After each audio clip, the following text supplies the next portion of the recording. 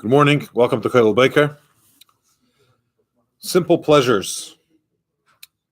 Yesterday we spoke about sacrifices of animals and this sacrificial concept where animals are brought in the Beis HaMikdash, whether a person is thanking Hashem for something that went well in his life, and the way to thank him is through bringing an animal, or a person did something wrong and they want to express their sincere regret and they really did tshuva. So they're coming to the temple, the Beis HaMikdash, and bringing an offering. Or even if they did something by mistake, we discussed in detail why a mistake is seen as an indication of something going wrong within ourselves if we're prone to make a mistake, the insensitivity. Today, we're going to talk about another type of carbon. Picture the scenario. I'm not sure how much a cow costs or a bull costs, but I imagine it's around $1,000 for a bull. And somebody wants to bring an offering. So, what if you can't afford it? Sponsoring a kiddush in a shul could cost, $300, $400, $500 for a kiddush. You want to bring an offering in the temple, it could be upwards of $1,000. It's a lot of money. What if you did something wrong and you want to atone? Or what if something is really good in your life and you want to express your thanks to Hashem, but you don't have the means to be able to bring such an offering? Are you stuck? Is there a second option? Could you team up with someone else? How does this work? So in today's portion of Chumash, in the third portion of Vayikra for Tuesday, he says like this, that there is a concept called menaches, which is other types of offerings. But the example is a person that's poor. If he doesn't have enough money, he can't afford to bring a full animal. You could bring other types of offerings, whether it's a bird, or in this case, you could bring flour, a prescribed amount of flour in a certain way with certain combinations, whether it's oil or other things that go with it. You could bring that as an offering to Hashem. We know that what Hashem really wants is sincerity. He wants the heart. It depends where you're at. What may be very generous for you may be not so generous for someone else. What may be considered an expression of sincerity for one person is not at all sincerity for someone else.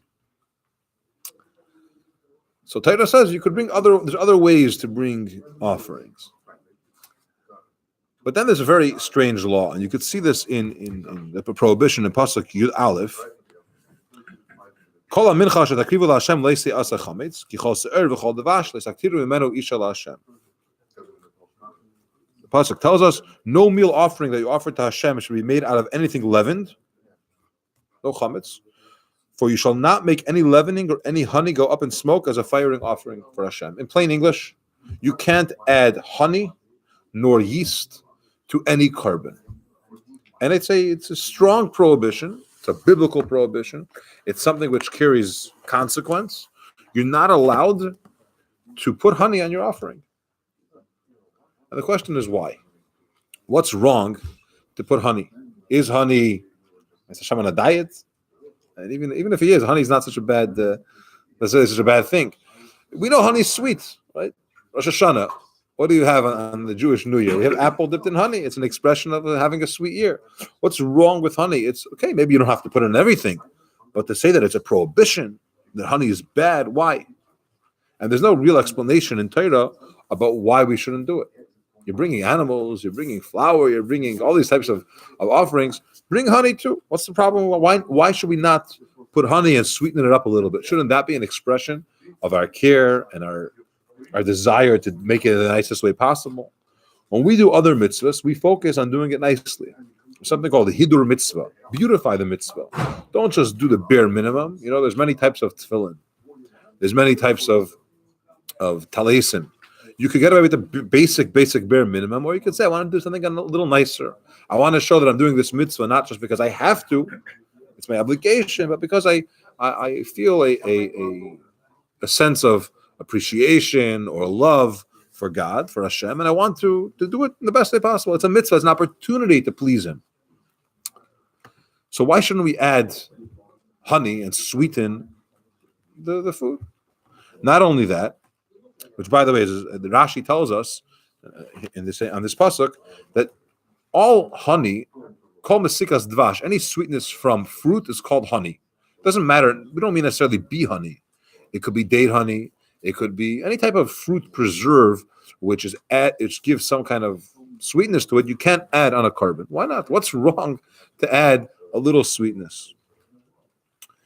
And yeast, what's better? To give a flat cracker, or maybe put a little yeast in it? It could be a nice fresh roll. Why should you give the best? Add a little yeast. If you were eating it for yourself, or you're giving your friend, you're making your friend breakfast, you probably would have put some yeast inside and made it a little nicer.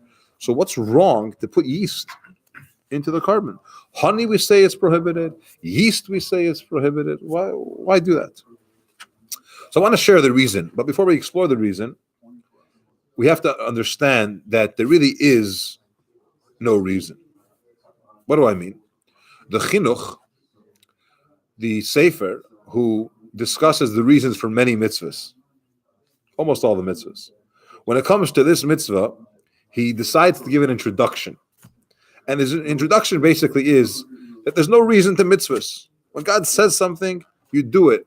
And even what you think you may understand, that's not the real reason. This is a godly concept. He says, the reason why I wrote this book of reasons for mitzvahs, the background was that his children, Shabbos afternoon, we just changed the clock the other night, so Shabbos gets longer. Shabbos goes out much later. Shabbos afternoon, they could be bored, right? School. They don't. What are you going to do a whole day? So he decided he'll take the parsha of the week and prepare a lesson for them, going through each mitzvah that the parsha references or alludes to, and explain the reason behind the mitzvah. And this way, it becomes interesting. There's some things which they haven't heard before. It's a good thing. And he'll occupy their time, and it'll be wholesome. They'll learn, and they'll have an appreciation for the mitzvah. So he says the only reason why I wrote these explanations is because the children or the youngsters may feel that they don't connect with the mitzvah because they don't understand why we do it, any mitzvah. And because they don't connect with it, they may find other things to do with their time and lose interest. So I tried to find some remuzim, some hints that the mitzvah may mean, but I never intended that this is the real reason why Hashem said, put on tefillin because it does A, B, and C. That's not the real reason. The real reason is because God said so. I wanted to give a little bit more appreciation and taste to the mitzvah, so I included some explanations behind it. It's interesting that he gives this introduction by this mitzvah, by the prohibition of kol se'er v'chol devash, no yeast nor honey. Here is where he says, I want you to know there's no real reason. But no one should say, hey, how dare you give the real reason for mitzvahs? It's not the real reason. This is secondary reason. This is something which makes it a little bit more meaningful. Maybe there's many layers to this. So this may be a reason, but it's not the ultimate reason. Okay. So with that introduction, that even as we find reasons for mitzvahs, we know they're not the true reason. It's God's wisdom. We're human. How could we understand his logic if there is a logic behind it? He said so. That's why we do it. Let's understand a little bit. The reason number one I'd like to bring for not having honey or yeast is from the Rambam. Maimonides tells us like this, but not in the Sefer of Halachas, but in his book Guide to the Perplexed, Meir Nevuchim. He says like this: Oivdei Avodah Zarah, idolaters, people that were worshiping idols, would not bring bread. They would bring sa'er, they would bring yeast. And they tried that in their offerings, they would put honey, they would try to sweeten it, and so on and so forth. It's an idolatrous way of offering offerings to idols. And the Jewish people are coming from Egypt for a chunk of time. And in that period of time, we had interactions, let's call it, with idol worshippers. Don't get any ideas. Hashem says, on my offerings, I don't want you to do anything that's similar to idol worshippers. No honey, no yeast, because that's what they do. Okay. So the Rambam says a very simple reason. It's idolatrous, and here you're bringing a carbon to Hashem. I have a different way of accepting sacrifices, says Hashem. No honey, no yeast on my stuff. Okay. So it's to separate us from the idol worshippers. The Abarbanel tells us a different answer. And he says, when you put honey into something, you put honey into meat, for example, it ruins the meat. If you leave it too long, if you're not properly doing all the other components to preparing this food, it could ruin it. You're tampering with it. And therefore, we may rush to bring the carbon because we put honey into it, and the kohen who's administering this offering may say, I don't have time to waste. Let's bring this before it gets ruined. Because some offerings, we eat part of it, whether it's the person bringing the offering or it's the kohen. But most offerings, part of it gets eaten by someone. Part of it gets burnt, part of it gets eaten. Besides a carbon oila, where the entire offering is brought on the mizbeach and burnt. But usually it's basically the fats, certain fats, and the person eats other parts. So if a kohen is putting honey into his meat, into the meat for the carbon, he may say, let me rush and bring this now. And it may be too early to bring the carbon. Certain sacrifices have to be brought after midday. Certain sacrifices have to be brought at a certain prescribed time. And if you're going to put honey into the offering, which is going to change and may impact the meat in a negative way, you may rush and not be careful about the time. So Torah says, no honey in the offerings. Yeast will, what? It may ruin the meat. That's what he says. Now, yeast, he says, a different thing. Yeast has another problem. That yeast, it takes time for it to rise. And you're not in a rush, but you're taking your time. And certain offerings have to be brought before a deadline. The Rebbe wouldn't say deadline, it would say due date. The difference? Deadline is very negative. Due date sounds like an exciting thing. So to be positive and speak positive. There's a due date or due hour for the offering. If you put yeast, you got to wait. Some yeasts are go quicker, and some take longer, but it takes time. So you have to wait till it goes. So now you're gonna mess with it. So the Abarbanel, it's a simple and straightforward reason. It's technical. We don't want people kohanim to mess up the times. It's very, very strict. You can't do these karbanis in the wrong way. Let's now talk a little bit of the symbolisms behind what honey and yeast represent. There's a Gemara in Brachas. The Gemara in Brachas, Daf Yud Zayin Amud Aleph 17a, tells us a tefillah, a special prayer that Rabbi Alexander used to say. After he would pray, he would say like this: Ribono shel olam, Master of the world, Creator of the world. I'll say it in English. You know full well that our will is to perform your will. Okay? I really want to do what Hashem says to do. So what prevents us? What's holding us back from doing what Hashem wants? This is part of his prayer. Se'er shebe'isa, which means the yeast in the dough. The yeast in the dough is holding me back from doing what Hashem wants. He's alluding to the idea of a yetzer hara, an evil inclination. There's some yeast in the dough, which is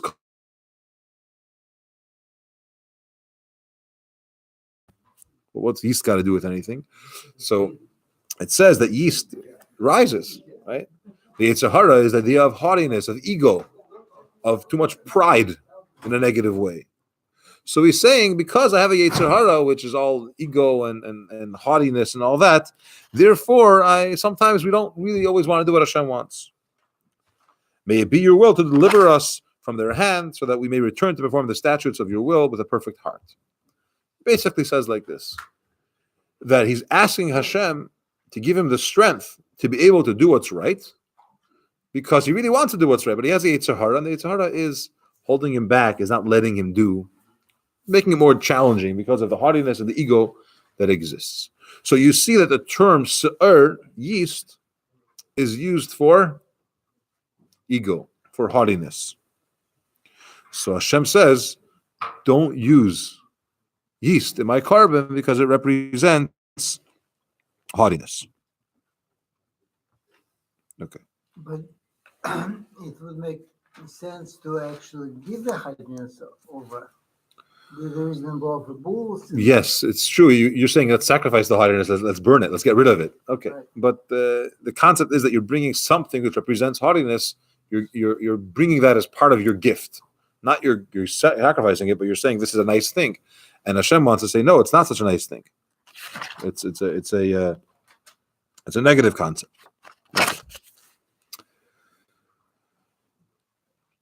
The Medrash tells us.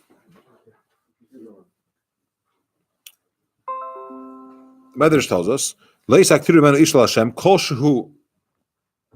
Asim ishim alei asur b'chol tzir b'chol dvash l'fi shasar misnase b'areva hadvash misnase b'bishula l'fi chol tzir alei b'val saktiru. Which means like this: when something, even when you put honey, it causes the dish to rise when you cook with honey, and therefore it also has the Medrash continues regarding this concept of Rabbi Alexander's prayer that when you add these agents to food, they rise. And when you cause things to rise, it represents ego. And your carbon has to be with humility. And therefore Hashem says, no honey, no yeast in my offerings. Okay. The chinuch, which I mentioned before, also uses this answer.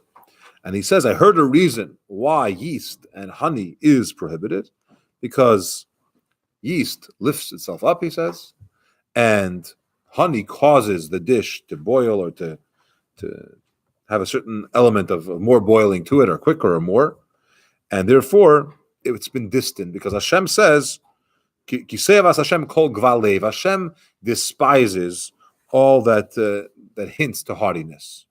Okay. And to express that Hashem does not want any type of negative, any type of haughtiness, of pride, of ego, he says, let's get rid of it.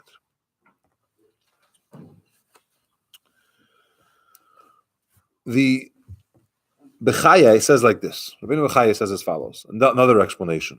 It's a little bit, let's say, a little bit more subtle. What's Se'er? Se'er also means vinegar. Okay? Chametz is vinegar. Chametz is yeast. It's something which is a result of yeast. Okay? Yeast rises, Se'er rises. That's the idea of vinegar. So the result of yeast and the concept of vinegar share the same root word, chametz and chametz. Sour is something that Hashem says we're not looking for here. When you say the term, ki yischametz levavi, that my heart has been soured, it means I'm not behaving the way I'm supposed to, or I'm not so genuine, or it's not in the right place. I'm soured about it. That term represents a state of mind, a state of being. And Hashem says, I don't need that in my carbon. I don't want to have this idea of se'er, which is used for souring things that went sour. I don't want that in here. Okay.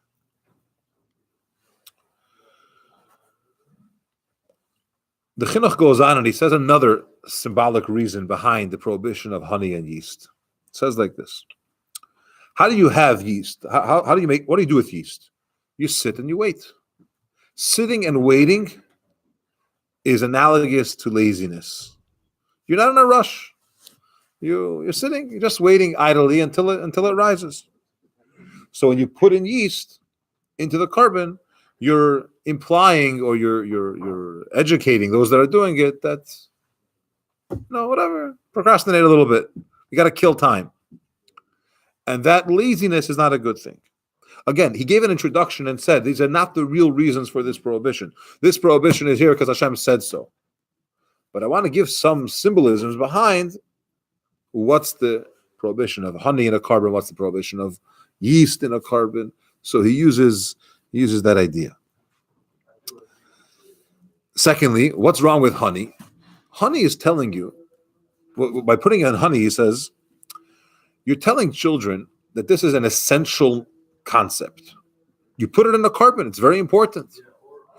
Honey is really important. And really, we should give the message that honey, I'm going to say it in his term because it's beautiful terminology he uses. The idea behind the prohibition on honey is a message to the impressionable youth. It is representative of the idea that one should not chase after sweet things as the frivolous and glutinous do. And he says, Torah says it's coming to a carbon, don't put honey in. Honey is sweet. It's called extra. Maybe that shouldn't be our drive. It's okay if you're doing it for the right reasons. It's okay if you're doing it with a good intention. But just to say, I need to make this as delicious as possible, I have to indulge as much as possible, we say a person should consume, he says, healthy foods that are vital sustenance and guard his well-being. Every rational individual should use this principle to dictate their eating habits and not to seek merely pleasure their palate. And he says that by not putting honey in the carbon, we're teaching, when it comes to food, focus on the nutrition components and what it gives you. And it could be that honey is very good for you. But the point is, don't focus on, it's sweet, let's put it in. It tastes good. Let's have it. 1 second. Is it good for me? Is it beneficial? Is it healthy? That should be my driving point when I do these things. The chinuch continues, and he says that we want to also teach people not to have any extremisms. Don't be extreme. What do I mean by not being extreme? When you put yeast into something, you're tampering with its natural order. And you're saying, I don't like the way this works. I'm going to put an agent in that's going to change it up. I'm going to put a chemical in that's going to change it from what it is to be something else. Okay? So I'm going to cause this to rise. And the same thing is when it comes to honey. I don't want the taste of this the way it is. I'm going to put something else in it. I'm going to make it sweet. So the chinuch says, Torah wants people to have balance. Not too sour and not too sweet. Take it in a good way. The Kotzker Rebbe, was known for his sharpness and directness, had a saying, Nicht zu viel zuyer, nicht zu viel zis. Not too sour and not too sweet. I want it the way it comes. Putting in yeast potentially represents that I want this to have more of a sour component to it. Nothing wrong to enjoy something a little sharp.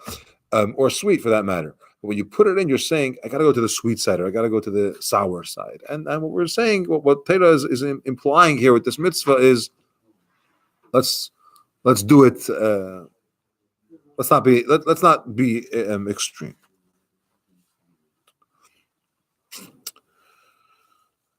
The Maral of Prague in Gvuras Hashem tells us, it's in a different context. It's regarding Pesach. But he says, why is matzah the food which expresses freedom? How is lechem oini, poor man's bread, somehow helping you for freedom?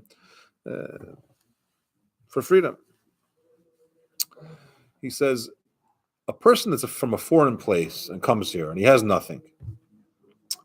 There's a certain simplicity that exists that's not complicated. I want to use a different example. A person, okay, give me an age, 40, 50 person. He has experiences, he has certain feelings, he has certain things that happen, certain things that he likes, certain things he doesn't like. He has connections, he has deals, he has files, there's a lot. It's a personality with a lot of different aspects to this person. Some are complicated, some are not, some are connections. It's a package, okay? He comes with we'll call it luggage, okay?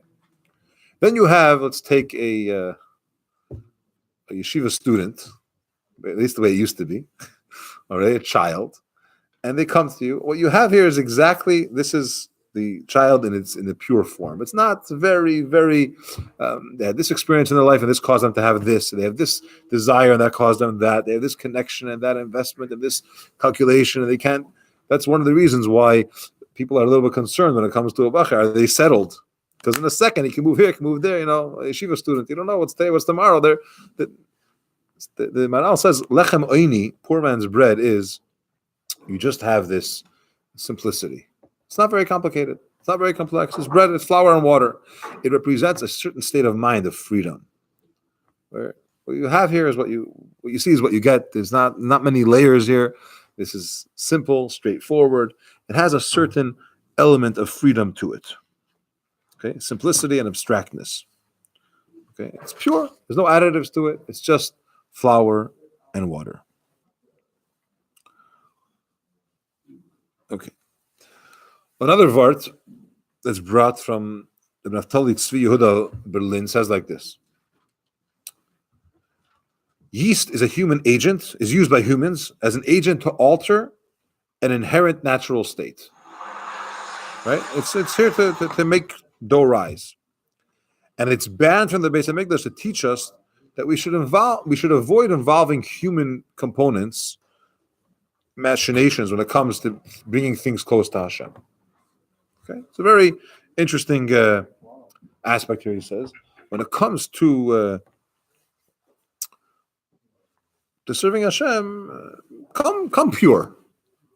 Don't start involving your things. I'm going to modify this. I'm going to modify that. Come the way you are. Connect. Try to get close.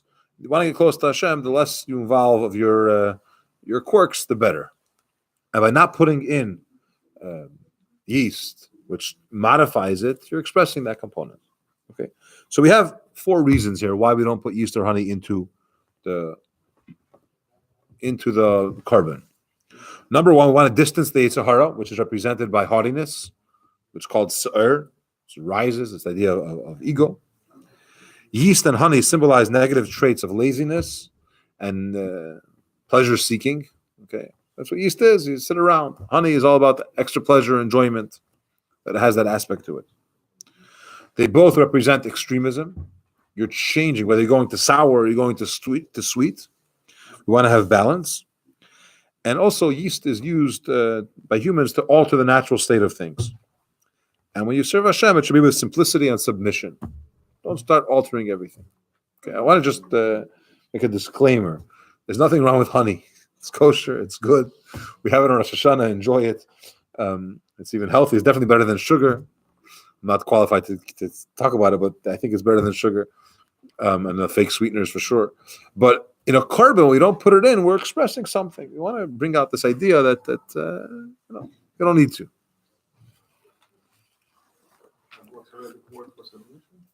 In Chassidus, we have another explanation for this whole idea. Why don't we put honey and the yeast into the carbon? And this is really what I want to get to. Reb Chaim Vital says like this: the reason why these things are osser in the carbon is because se'er and devash, yeast and honey, are the side of dinim. Okay, the idea, whether it's big or small, dinim means judgment. Okay, and these things have to do with judgment in celestial levels. Okay, in worldly spiritual matters, there's certain things which are about being kindness, and there's certain things about being judging. Okay, and you don't always want judgment. What's the difference between judgment and kind? Kindness means, do you deserve it? Maybe yeah, maybe not. I'm not judging you, but I'm going to give it to you. Okay? I'm going to be nice to you, whether you deserve it or not. Judgment means, let's check it out. Let's judge him. Should he or should he not? Is he deserving or is she not deserving? It depends. So we do certain things to sweeten the dinim. We're not looking so much for judgment. We want Hashem's kindness, right? It says when we daven to Hashem, we're not telling Hashem, I deserve it, give it to me. Even if you think you're deserving, don't say you're deserving. You don't want to go down that route. Say, I'm your son, God's our father, be kind to us, be compassionate, give it to us even if we don't deserve. We have to be sweetening the dinner. But it's a good question. Maybe we could address it. The idea of not putting, in Kabbalah it says of honey and yeast in a carbon because they represent dinim. And we don't want to do it. Okay. So yeast, we understand maybe why it's connected to severity. What's the connection to honey and severity? Honey is just something that's just sweet. Okay, why is honey severity? We have it on Rosh Hashanah. Yeast is sour. Okay, maybe it's severity. But why is honey severity? So we have to look at what happened by Matan Torah. When Hashem gave us the Torah on Har Sinai, you would imagine that this was a very beautiful experience. It must have been beautiful, maybe fireworks, something nicer than July 4th, and the nicest of the nice, and maybe some good sound effects to create the feeling, right? We must have came and watched a beautiful show, a display of heaven coming to earth. And yet, what do we find? There was a lot of noise, and there was a lot of stuff to see, but it wasn't exactly the most beautiful display of, this is amazing to watch. It was a heavy commotion. There was a lot of smoke. It was a big, big tumult. Right, we saw lightning, we heard thunder. Okay, usually we heard lightning and we saw thunder. It's usually the other way around. There was a lot of things that were going on at that time. Why was it like that? Why was it, quote, not pleasant? That aspect to it should have been nicer. It should have been different. Why was it like that? So Chassidus approaches it and tells us, you have to understand what's pleasure, what's fear, what's tasty. What are all these experiences? There's an aspect of the nefesh within ourselves, every person, which is the idea of tainug, pleasure. And tainug and etzem hanefesh, in the essence of our soul, is an important component that we have. It's part of the person, but it's so essential. There's nothing which you can't feel it. There's certain experiences that you do which give you a glimmer of that, but it's not really the essence of pleasure. If you eat something and your mouth tastes a certain type of food, it triggers and you feel the pleasure of your essence neshama. But that's not really what pleasure is. That's an offshoot of the pleasure. That's like a part of the pleasure. It's not really the pleasure in its essence form. Okay? How do we know? The Tzemach Tzedek says when two things are intertwined with each other, but one of them exists independently, that tells you the other thing also must exist independently. Okay? So if you could have pleasure by doing a certain activity, food, for example, and you could also do the same activity without pleasure, that means that pleasure also exists on its own. What's that pleasure on its own? It's pleasure only when you eat. It's pleasure only when you have an activity. It's pleasure only. Okay. What is essential pleasure?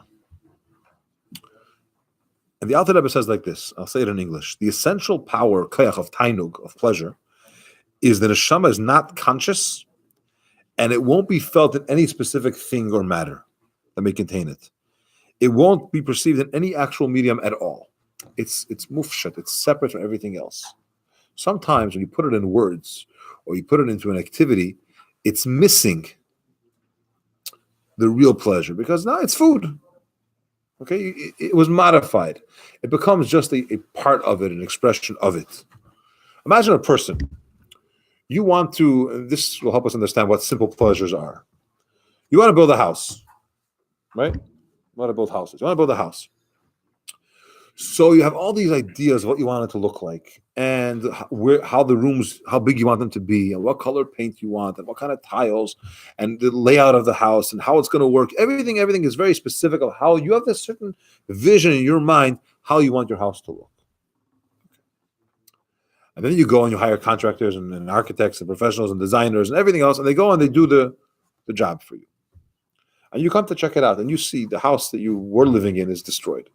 The walls are moved, and things are knocked, and the floor is ripped out, and sinks and toilets are in the alley. It's all like it's gone. You're hoping that your house will be back at some point.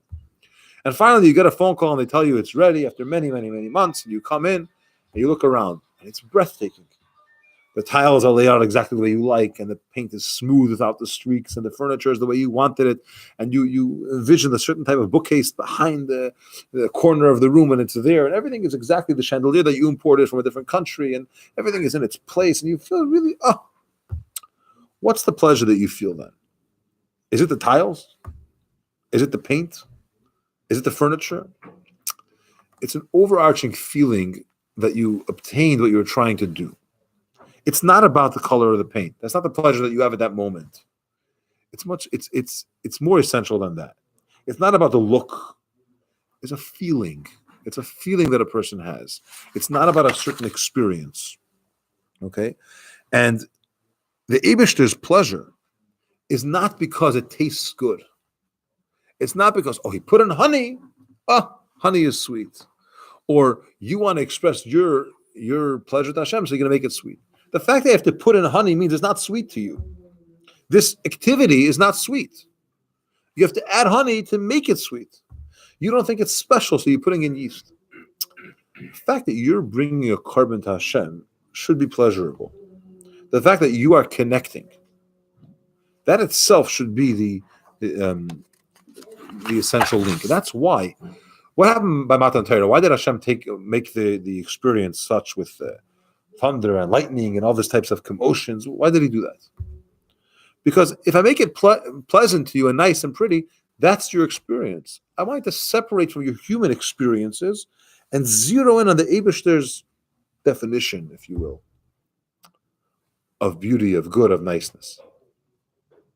That's why he did it. So when you say put in agents because you want to make it good, you want to make it sweet, you're missing the point. Okay. When you have to sweeten something, what are you saying? It's not sweet, and I have to make it sweet. That's why it's severity. It's gevura, because it represents something which is not sweet, and you're putting this in to make it sweet. A person spends a lot of time trying to seek pleasure. But what he's really doing is seeking pleasurable activities, experiences. What you learn from the concept of not putting yeast or honey into the food, into the carbon, is that there's something much, much deeper. It's not about the spoon of honey. That's not what it is. And you can have honey, it's healthy. It's not about the honey or the yeast. It's about an overall feeling of connectedness. You're experiencing your essence neshama, which is connecting to something which is greater than yourself, something outside of yourself, something deeper. That's why Chassidus says when you're approaching Hashem, this sensory pleasure, there's no place for it. Better connect to Hashem beyond the reason, and then you'll have the real pleasure. Thank you for joining. Join us again tomorrow, Mr. Hashem, for another class. Hello to everyone that's watching online.